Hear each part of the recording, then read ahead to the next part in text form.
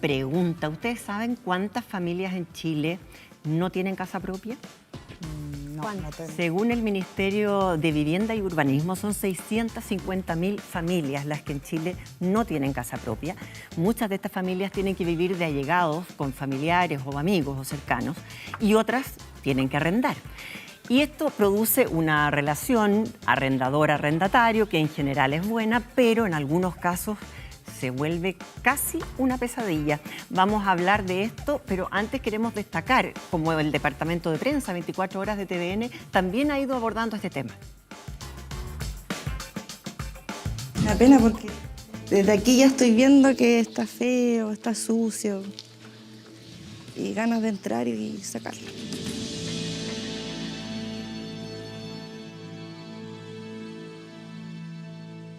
Tengo un arrendatario moroso, problemático, malvividor, que no quiere irse de la casa ni tampoco ha pagado arriendo. Posiblemente ya cada unos 6, 10 días me estoy viendo ya. Oye, ¿quién es esa persona que acaba de entrar?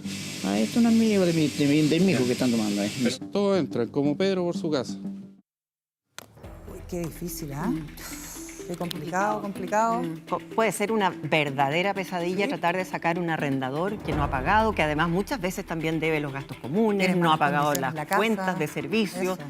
o incluso ha destruido la casa, la tiene en mal estado. Es un tema que queremos abordar hoy y se encuentra con nosotros Ricardo Ibáñez, quien nos va a contar qué se puede hacer en un caso como este. ¿Cómo estás? Muy bien, ¿y usted? Muy bien. Muy estamos. bien, ¿y tú? La otra vez ella me dijo que no la, Sí, que no la pues tratara a usted, que la tuteara. tienes que tutearme, por supuesto. Estamos las cuatro bien acá. Así lo sé. Muy bien. Muy bien. Y es un color verde muy llamativo. Sí, estamos medias mellizas, sí. Pero Oye, bueno. bueno, sí, la verdad que esto es una problemática que ya se transformó se transforma en un problema social y económico. Ya no estamos hablando de la época de don Ramón y el señor Barriga, ¿no es cierto?, donde la persona que arrendaba era una persona que tenía mucho dinero y que era propietaria de muchas propiedades. Hoy día nosotros hablamos de que ha habido un consumo exacerbado por propiedades donde jóvenes profesionales han tenido acceso a financiamiento, una época dorada del movimiento inmobiliario en Chile, el 2014, 2016, donde tú con tenías 100% de financiamiento y podías comprarte un departamento, una pequeña propiedad. Entonces hubo mucho profesional joven que se endeudó, ocupó su capacidad de crédito y arrendó sus propiedades. Hasta ahí todo bien, como señalabas tú, Margot, mientras esta relación funciona bien, no hay ningún problema. Gana el arrendatario, que puede pagar un arriendo, gana el arrendador, que con el precio del arriendo paga el dividendo.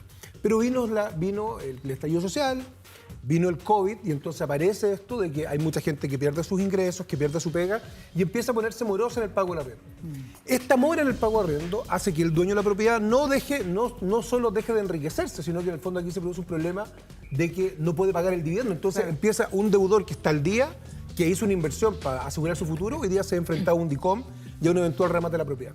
En ese contexto es que se moderniza nuestra legislación. Nosotros teníamos una ley, imagínate, si jugamos con los números, la ley de arriendo era la ley 18.101 y se modifica por la ley 24.461. O sea, hay que ver cuánto avanzó. O sea, tuvimos 6.000 leyes entre medio que no modernizaron los juicios de arriendo. Y se estableció algo bien justo. Los juicios de arriendo hasta antes de esta modificación legal eran juicios eternos, donde el deudor, aún sin tener razón, podía defenderse y dilatar la entrega de la propiedad, pudiendo llegar en muchos casos a plazos que excedían el año. El legislador dice, oye, aquí tenemos un problema, tenemos deudores hipotecarios que están en DICOM, que pueden perder su propiedad por culpa de un arrendatario que no le paga la renta. ¿Cómo agilizamos estos procesos? Y Ricardo, también hay personas que tal vez viven del arriendo de una propiedad que Adultos heredaron, mayores. adultos mayores, que muchas veces su vida depende de eso. Y conversábamos antes fuera de cámara que son como 15.000 juicios que hay en este minuto de arriendo y de los cuales solo uno de cada cuatro se resuelve en un año. Sí. O sea, más de un año se puede uno demorar. Y tenemos 60.000 dueños de propiedades que tienen problemas con sus arrendatarios. Entonces, es un problema gigante. Como bien señala, pasa lo siguiente. A mí me ha tocado, en estos 20 años dedicándome a defender personas, me ha tocado, por ejemplo, adultos mayores que tenían un departamento. Su pensión era la renta de arrendamiento que recibían. El arrendatario les deja de pagar, generalmente jóvenes, de repente medios irresponsables, que no le pagan el arrendo. Se atrasan en los gastos comunes. Claro. Y bien sabes tú que cuando tú te atrasas en los gastos comunes, tiene la comunidad la posibilidad de embargarte el bien raíz. Entonces, el adulto mayor dejaba de percibir su renta y por otro lado le sacaban a remate la propiedad por no pago de gastos comunes. Entonces eso era una tragedia. ¿Qué es lo que hizo la ley? Dijo, bueno, pongámosle ruedo un poco a esto, el Congreso de repente hace cosas, uno lo critica mucho, pero hace cosas bien. Y dicen, ¿sabes qué? Que vamos a establecer un procedimiento mucho más concentrado, donde vamos a notificar una demanda, vamos a requerir de pago, decirle, ¿sabes qué? Te están demandando, ponte al día con el arriendo. Vas a tener una audiencia en 5 días, donde te voy a volver a decir, Yamila, por favor, paga el arriendo. Y si tú no pagas el arriendo y no te defiendes con argumentos que sean para mí plausibles como juez, voy a ordenar que te saquen dentro de 10 días. Entonces, técnicamente, tenemos un procedimiento que si funcionara como la ley dice, que también sabemos que una cosa es lo que dice el papel, y otra cosa es lo que pasa en la práctica, podríamos tener un proceso que en 30 días tuviese un arrendatario afuera. Oye, Ricardo, Muy buena noticia. Esta ley denominada Devuélveme la casa, ¿no es cierto? ¿Cuánta morosidad tiene que acumularse o cuánto tengo que acreditar yo para poder empezar este trámite? Bueno, establece también una modalidad al respecto, que igual es una nueva, establece solamente la mora de un periodo de arriendo.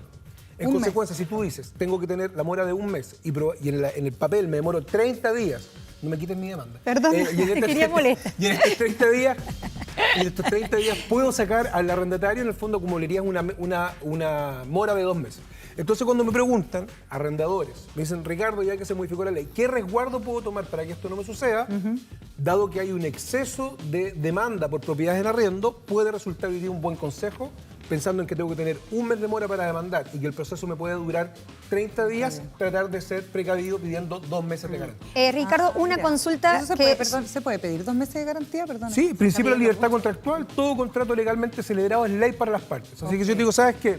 Elena, ¿tú me quieres arrendar la propiedad? Ningún problema, yo te la arrendo en este precio que fijamos, pero yo te exijo 2 o 3 meses de garantía. Créeme que han cambiado los hábitos de consumo en materia de arrendamiento. Ya. Antes de todo este periodo inflacionario, que lo señalamos la semana pasada cuando me invitaron, que la inflación finalmente castiga, hace pobre al más pobre y rico al más rico.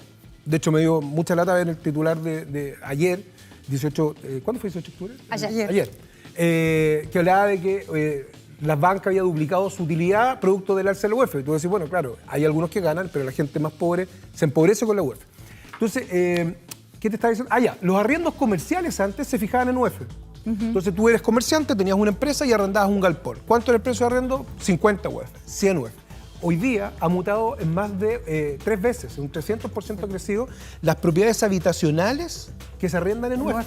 Entonces, ¿cuál es mi objeción frente a eso? Ok, tú me estás cobrando un arriendo en UEF, pero la mayoría de nosotros, los camarógrafos, los sonistas, no ganamos en UEF, ganamos en pesos. En consecuencia, tenemos un arriendo que nos sube todos los meses y un ingreso que permanece fijo.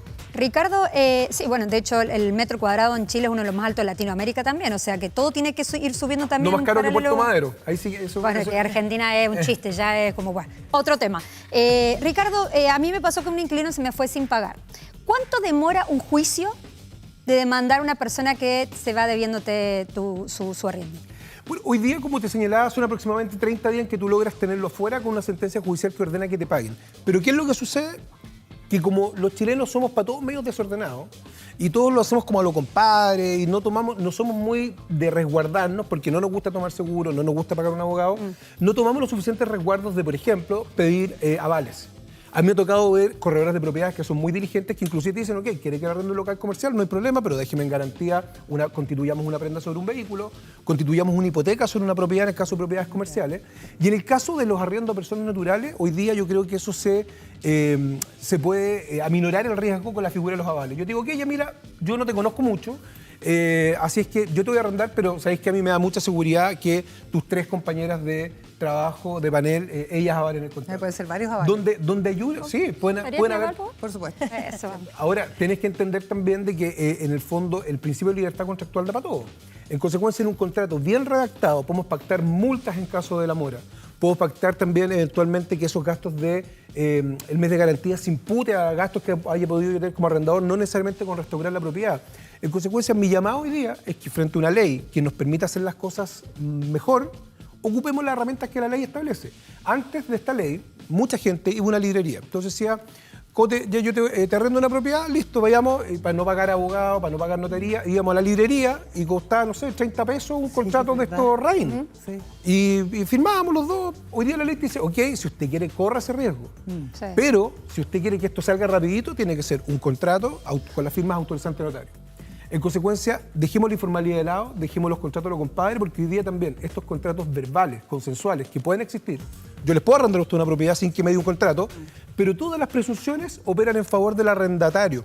Es decir, si no tenemos un contrato autorizado ante notario y escrito, la renta de arrendamiento va a ser la que tú señales como arrendataria y se va a presumir también si es que tenemos depósito de transferencia los últimos 3 meses. En consecuencia, el llamado es a ser estructurado, ordenadito, gastarse unas lucas, pero tomar las providencias porque aquí estamos jugando con un bien raíz que eventualmente me lo pueden quitar. Si Ricardo, es que cuéntame cortito, porque si es que ya comenzamos con el juicio, ¿qué pasa si es que el arrendatario paga la deuda entre medio? ¿Eso queda ahí? Se finiquita. Esto hoy día es un procedimiento monitorio, se llama monitorio porque son procedimientos cortos que se han adoptado en materia penal, en materia laboral, en materia de familia, y ahora lo tenemos en esta materia de arrendamiento. Si el juicio es un juicio concentrado, corto, que tiene por objeto que me paguen la renta de arrendamiento, gastos comunes, gastos básicos, en el fondo luz, agua, gas, etc. Y si eso se paga dentro del plazo de 10 días, el juicio se termina. Si se paga una parte, el juicio se sigue por el monto que nos quedó, y si el deudor no paga o no comparece o se declara rebelde, se sigue con la ejecución hasta el lanzamiento. Otra modificación súper importante es que se estableció también como una notificación válida. ¿Qué es lo que pasaba antes? Imagínate, yo vivía con Yamila, entonces decía, oye, Yamila, ¿sabes qué? No he pagado el arrendo, entonces si preguntan por mí, tú di que no estoy. Entonces Yamila decían, toc toc, ¿estará Claro, Ricardo? no está. No está. Anda de viaje, anda en el supermercado.